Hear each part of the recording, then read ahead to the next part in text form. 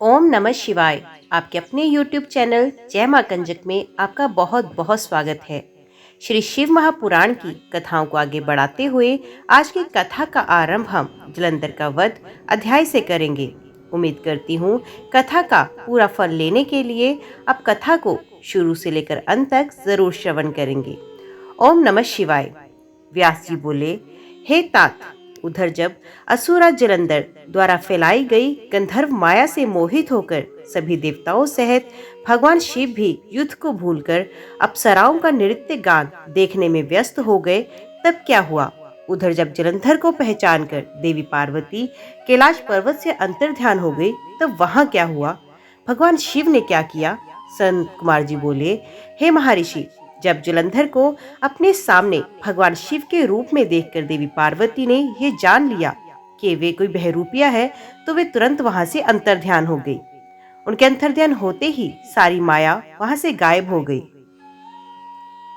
माया के गायब होते ही सभी देवता अपने अपने होश में आ गए। उधर देवाधिदेव भगवान शिव की चेतना भी वापस आ गई और जलंधर की माया को जानकर उन्हें अत्यधिक क्रोध आया। तब जलंधर भी देवी पार्वती के अचानक वहां से गायब हो जाने के कारण तुरंत ही युद्ध भूमि में लौट गया। तत्पश्चात भगवान शिव और असुरा जलंधर में बड़ा भयानक युद्ध होने लगा, परंतु त्रिलोकीनाथ भगवान शिव की वीरता और बल के सामने वे तुच्छ असुर कहाँ टिक पाता। ये बात जल्द ही उसे समझ आ गई कि सर्वेश्वर शिव को जीत पाना आसान नहीं बल्कि असंभव है। तब असुरराज जलंधर ने भगवान शिव को जीतने के लिए माया का सहारा लिया। उसने तुरंत अपनी माया द्वारा पार्वती को प्रकट किया और उन्हें अपने रथ पर बांध लिया। जलंधर के दो सेनापति शुंभ और निशुंभ अपने हाथों में भयानक अस्त्र लेकर देवी पार्वती को मारने के लिए उन पर झपट पड़े और देवी पार्वती रोते हुए अपनी सहायता के लिए अपने आराध्य भगवान शिव को पुकार रही थी। ये दृश्य देखकर भगवान शिव भी अत्यंत चिंतित हुए। अपनी प्राण वल्लभा देवी पार्वती को इस प्रकार कष्ट में देखकर वे व्याकुल हो उठे। तब अपनी प्रिय पार्वती को दैत्येंद्र जलंधर से मुक्ति दिलाने के लिए उन्होंने बड़ा भयानक रूप धारण किया। उनका वे रौद्र रूप देखकर राक्षसी सेना भयभीत होकर इधर उधर भागने लगी और छिपने का प्रयास करने लगी। उधर दैत्य सेना के प्रधान शुंभ और निशुंभ भी डर गए और युद्ध से बचने की कोशिश करने लगे। उनके भयभीत होते ही जलंधर की माया समाप्त हुई। युद्ध भूमि में हाहाकार मच गया। सब इधर उधर दौड़ रहे थे। जब शुंभ निशुंभ भी अपने प्राणों की रक्षा करने के लिए भाग रहे थे, तब भगवान शिव ने उन्हें ललकारा, परंतु वे फिर युद्ध के लिए तत्पर ना हुए। भगवान शिव बोले, तुम तो देवी पार्वती को मारने बढ़ रहे थे, अब क्यों डरकर भाग रहे हो? आओ मेरे साथ युद्ध करके अपनी वीरता का परिचय दो। भगवान शिव के वचनों का उन दोनों पर कोई प्रभाव नहीं हुआ। तब क्रोधवश भगवान शिव ने शुंभ निशुंभ को शाप देते हुए कहा, हे दुष्ट असुरों, युद्ध में कभी भी पीड़ दिखाने वाले पर वार नहीं करना चाहिए, इसलिए मैं तुम दोनों को छोड़ रहा हूँ। परंतु जिनको तुम मारने का प्रयत्न कर रहे थे, वे ही देवी पार्वती तुम दोनों का एक दिन वध करेगी। भगवान शिव के इन वचनों को सुनकर क्रोध से भरा जलंधर उन पर झपटा। उसने भयानक बाण चलाकर पूरी पृथ्वी पर अंधकार कर दिया। इससे भगवान शिव का क्रोध अत्यधिक बढ़ गया और उन्होंने अपने चरणाकुष्ठ से बने हुए सुदर्शन चक्र को चलाया। उस चक्र ने तुरंत जलंधर के सर को उसके धड़ से अलग किया। जब चक्र ने असुरा जलंधर का सर काटा तो वे बहुत भयानक ध्वनि हुई। महादानव जलंधर पल भर में ढेर हुआ। जिस प्रकार काजल का विशाल पर्वत दो टुकड़ों में विभक्त हो गया था, उसी प्रकार जलंधर का शरीर भी दो टुकड़ों में बट गया। सारे युद्ध भूमि में उसका रक्त फैल गया। भगवान शिव की आज्ञा से जलंधर का रक्त और मांस महारोरव में जाकर रक्त का कुंड बन गया। दैत्यराज जलंधर के शरीर से निकला अद्भुत तेज उस समय भगवान शिव के शरीर में प्रवेश कर गया। जलंधर का वध होते ही चारों ओर हर्ष की लहर दौड़ गई। सभी देवता ऋषि मुनि बहुत प्रसन्न हुए। अप्सराएं और गंधर्व मंगल गान गाने लगे। सारी दिशाओं से भगवान शिव पर फूलों की वर्षा होने लगी। संत कुमार जी बोले, हे महर्षि, इस प्रकार दैत्यराज जलंधर का देवादिदेव भगवान शिव के हाथों से वध देखकर सब और प्रसन्नता छा गई। सभी देवताओं सहित ब्रह्मा जी और श्री हरि विष्णु भी हर्षित हुए। तब वे करुणानिधान भगवान शिव को धन्यवाद करने लगे और उनकी स्तुति करने लगे। फिर बोले, हे करुणानिधान, हे कृपा निधान, देवादिदेव भगवान शिव अब प्रकृति से परे हैं। भगवान, आप ही परम ब्रह्म परमेश्वर हैं। प्रभु, हम सब देवता आपके दास हैं और आपकी आज्ञा की पूर्ति करने हेतु कार्य करते हैं। हे देवेश, आप हम पर प्रसन्न हो। हे प्रभु, जब भी देवताओं पर कोई विपत्ति पड़ी है, आपने हमारी सहायता की है और हमें अनेक दैत्यों के अत्याचारों से मुक्ति दिलाई है। हम सदा ही आपके चरणों की वंदना करते हैं और आपके अनोखे दिव्य स्वरूप का ही स्मरण करते हैं। आपके ही कारण हमारा भी अस्तित्व है। आपके बिना हम कुछ भी नहीं। आप भक्त वत्सल हैं और सदा ही अपने भक्तों का हित करते हैं। इस प्रकार भगवान शिव की वंदना करके सभी देवता चुप हो गए और हाथ जोड़कर खड़े हो गए। तब भगवान शिव बोले, हे देवताओं, मैं तुम्हारी आराधना से प्रसन्न हूँ। मैं तुम्हें वरदान देता हूँ कि हमेशा तुम्हारे अभीष्ट कार्यों की सिद्धि करूंगा। तुम्हारे दुखों को मैं सदा दूर करूंगा। इसके अतिरिक्त तुम और कुछ भी चाहो तो मुझसे मांग सकते हो। परंतु उन्होंने अपनी की कृपा दृष्टि बनाए रखने के अतिरिक्त उनसे कुछ नहीं मांगा। तब उन देवताओं को आवश्यकता पड़ने पर उनकी मदद करने का आश्वासन देकर देवादिदेव भगवान शिव वहां से अंतर्ध्यान हो गए। इस प्रकार जब त्रिलोकीनाथ भक्तवत्सल शिव ने देवताओं को उनकी सहायता का आश्वासन दिया तो सभी देवता हर्ष से फूले नहीं समाये। भगवान शिव की महिमा का गुणगान और जय जयकार करते हुए प्रसन्नता पूर्वक अपने अपने धाम को वापस चले गए। व्यास जी बोले, हे ब्रह्मपुत्र सनंत कुमार जी, जब भगवान श्री हरि विष्णु की माया से मोहित होकर जलंधर पत्नी वृंदा वेश धारण करे विष्णु जी को अपना पति मानकर उनके साथ रमण करने लगी, तब श्री हरि की भी उनसे प्रीति जुड़ गई। सच्चाई जान लेने के बाद जलंधर के रूप में भगवान श्री हरि ने उसके साथ छल किया है। उसने अग्नि में जलकर अपने प्राणों की आहुति दी। तो फिर आगे क्या हुआ? भगवान विष्णु कहाँ गए, उन्होंने क्या किया? तुलसी के रूप में वृंदा का जन्म कैसे और कब हुआ? कृपया वे कथा सुनाइए। सनंत कुमार जी बोले, हे महर्षि, मैं आपके सभी प्रश्नों का उत्तर देता हूँ, मेरी कथा सुनिए। आपकी सभी जिज्ञासाएं दूर हो जाएंगी। जब वृंदा ने विष्णु जी द्वारा ठगे जाने पर अपने शरीर का त्याग किया तो भगवान विष्णु को बहुत दुख हुआ और वे वृंदा की चिता की राख को अपने शरीर पर लपेटकर इधर उधर मारे मारे फिरने लगे। इधर जब देवताओं को भगवान श्री हरि विष्णु की इस हालत के बारे में पता चला तो वे सब बहुत चिंतित हुए। उन्हें समझ में नहीं आ रहा था कि वे क्या करें। जगत के पालन करता भगवान विष्णु को इस तरह दर दर भटकना शोभा नहीं देता। जब देवताओं को इस समस्या का कोई हल नहीं सूझा तो वे देवादिदेव भगवान शिव की शरण में गए। ब्रह्मा जी को साथ लेकर देवराज इंद्र सहित देवता कैलाश पर्वत पर पहुंचे। वहां उन्होंने त्रिलोकीनाथ भगवान शिव को हाथ जोड़कर प्रणाम किया और उनकी स्तुति की। तत्पश्चात शिव के पूछने पर देवताओं ने वहां आने का प्रयोजन शिव को बताया।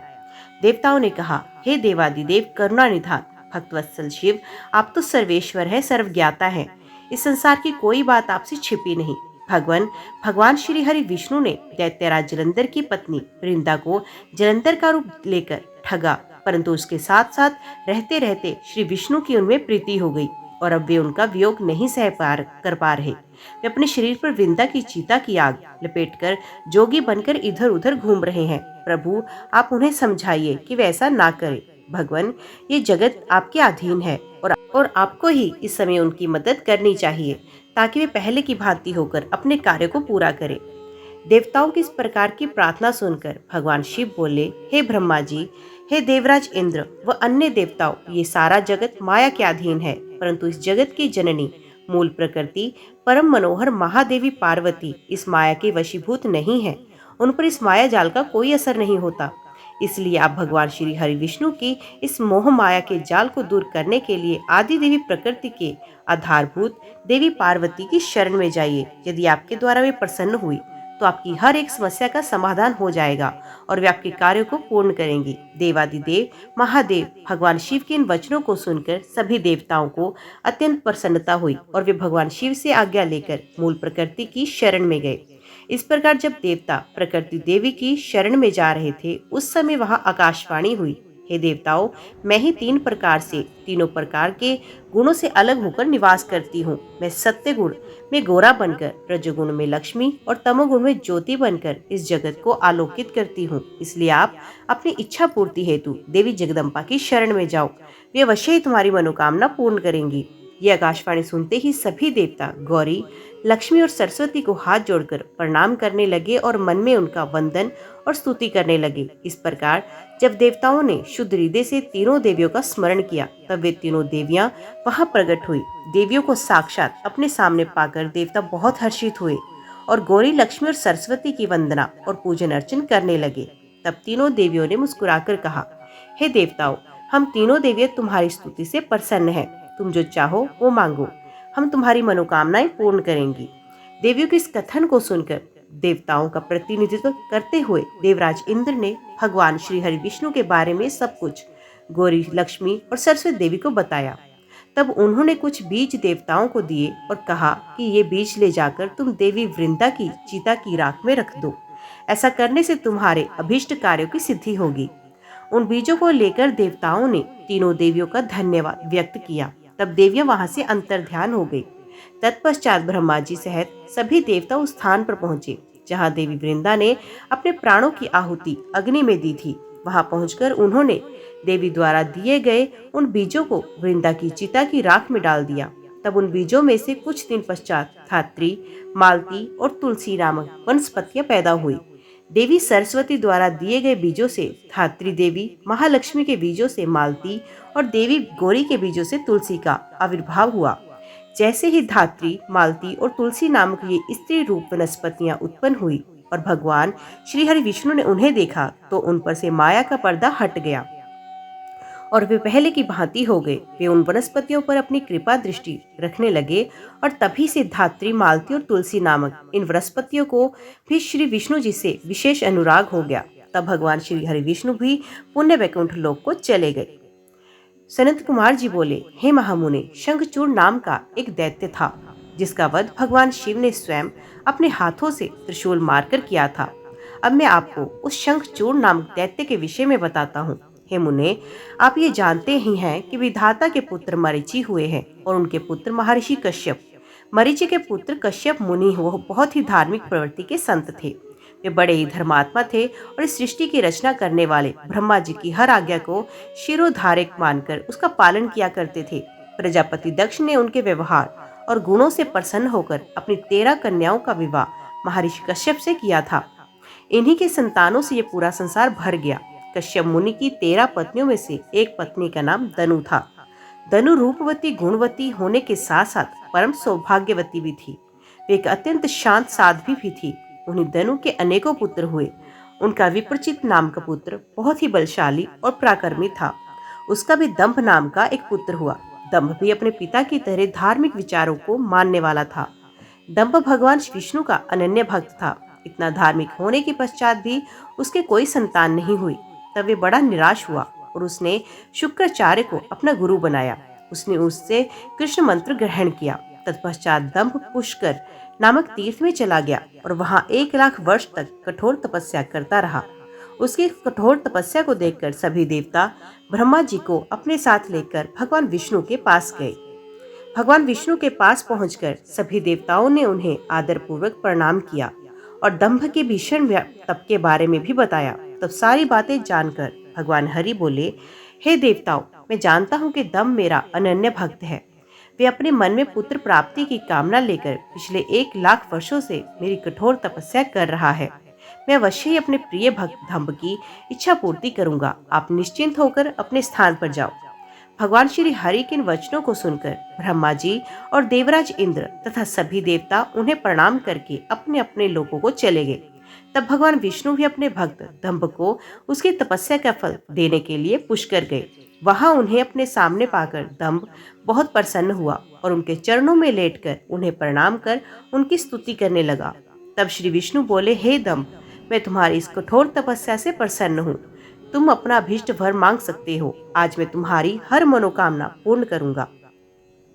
भगवान विष्णु के ये वचन सुनकर दंभ हाथ जोड़कर बोला, हे देव, यदि आप मुझ पर प्रसन्न हैं तो मुझे अपने जैसा वीर और पराक्रमी पुत्र प्रदान कीजिए। तब श्री हरि विष्णु तथास्तु कहकर वहां से अंतर्ध्यान हो गए। इसके बाद दंभ भी प्रसन्नता पूर्वक अपने घर लौट आया। कुछ समय पश्चात दंभ की पत्नी गर्भवती हुई। तब दंभ के घर में एक अलौकिक तेज विद्यमान था। समय आने पर दंभ की पत्नी के गर्भ से एक पुत्र का जन्म हुआ। मुनियों ने उसका नाम संस्कार करके उसका नाम शंखचूड़ रखा। हे महर्षि, भगवान श्री हरि विष्णु के वरदान के फलस्वरूप दंभ को एक वीर पराक्रमी पुत्र की प्राप्ति हुई, जिसका नाम शंखचूड़ रखा गया।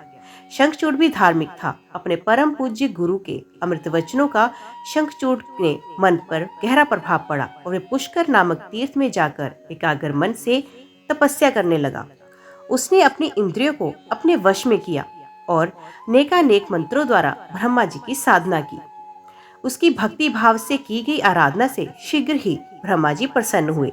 एक दिन जब शंखचूड़ प्रतिदिन की भांति तपस्या में मगन था, ब्रह्मा जी उसके सामने प्रकट हुए। अपने आराध्य को एकाएक अपने सामने इस प्रकार खड़ा देखकर शंखचूड़ की प्रसन्नता की कोई सीमा न रही। वे ब्रह्मा जी के चरणों में लेट गया और उनके पैरों पर अपना सर रखकर उनकी स्तुति करने लगा। ब्रह्मा जी ने शंखचूड़ को ऊपर उठाया और उससे कहा, हे वत्स, मैं तुम्हारी आराधना से प्रसन्न हूँ। तुम जो चाहो मुझसे वरदान मांग सकते हो। मैं तुम्हारी सभी कामनाएं पूरी करूंगा। अपने आराध्य ब्रह्मा जी के ये वचन सुनकर शंखचूड़ बोला, हे ब्रह्मा जी, यदि आप मुझ पर प्रसन्न हैं तो मुझे ये वरदान दीजिए, मुझे कोई भी जीत ना सके। शंखचूड़ के इस वर को सुनकर ब्रह्मा जी बोले, ऐसा ही होगा। और फिर उसे भगवान श्री कृष्ण का अक्षय कवच देते हुए वे कहने लगे कि शंखचूड़, अब तुम बद्रिका आश्रम चले जाओ। वहां सकामा तुलसी तपस्या कर रही है। तुम वहां जाकर धर्मराज की कन्या तुलसी से विवाह कर लो। ये कहकर ब्रह्मा जी वहां से अंतर्ध्यान हुए। ब्रह्मा जी के अंतर्ध्यान होने पर शंखचूड़ बद्रिका आश्रम की ओर चल दिए। वहां जाकर वे तुलसी के पास पहुंचा। शंखचूड़ अपने सामने खड़ा देखकर वे बोली, मैं धर्मराज की पुत्री तुलसी हूँ। आप कौन हैं और यहाँ किस लिए आए हैं? कृपया आप यहाँ से चले जाओ। आप शायद नहीं जानती कि स्त्री जाति मोहिनी होती है। तुलसी के वचन सुनकर शंखचूड़ बोला, हे देवी, आपके वचन सत्य है, परंतु यहाँ मैं अपने आराध्य भगवान ब्रह्मा जी की आज्ञा से आया हूँ। मैं दनु का वंशज दानव दंभ का पुत्र शंखचूड़ हूँ। पूर्व में राधिका के दिए शाप के कारण मैं दानव कुल में जन्मा हूँ। ये सब कहकर शंखचूड़ चुप हो गया। तब तुलसी बोली, ये सत्य है कि संसार में वही पुरुष श्रेष्ठ है जो स्त्री से पराजित हो जाते हैं, परंतु आज मैं भी तुम्हारी स्पष्टवादिता से अत्यंत प्रभावित हुई। जब इस प्रकार शंखचूड़ और तुलसी आपस में बातें कर रहे थे, तभी वहां ब्रह्मा जी प्रकट हो गए। उन्हें देखकर तुलसी और शंखचूड़ दोनों ने उन्हें प्रणाम किया। तुम दोनों यहाँ अभी तक बातें ही कर रहे हो।